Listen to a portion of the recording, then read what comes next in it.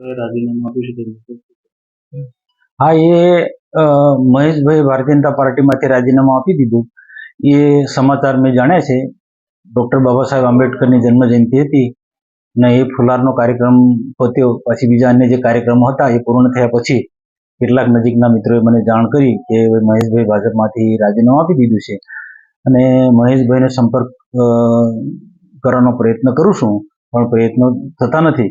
પરંતુ જે મેં માહિતી જે જાણી કે ભાજપ અને આરએસએસ થી તેઓ નારાજ છે અને આવી ઘણી બધી એમને એમના સોશિયલ મીડિયાના ગ્રુપમાં વાત મૂકી છે।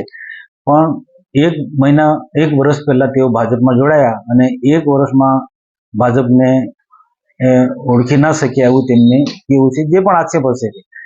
પણ સાથે સાથે મહેશભાઈ આક્ષેપ મૂકે છે કે ભાજપને ખતમ કરી નાખી, આરએસએસની વિચારધારાને ખતમ કરી નાખી।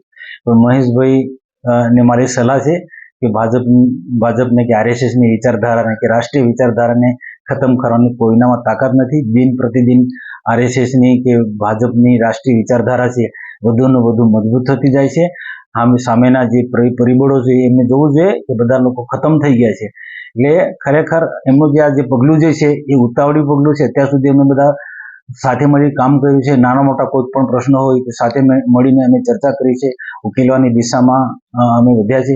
સ્વાભાવિક છે કેટલાક એવા ગંભીર પ્રકારના પ્રશ્નો છે કે અગત્યના પ્રશ્નો હોય કે કેટલાક નીતિ વિષયક પ્રશ્નો ન પણ ઉકેલાયા હોય, પણ આ એક ઉતાવળી પગલું છે। એમને ભાજપમાંથી રાજીનામું આપી અને ઉતાવળ કરી છે।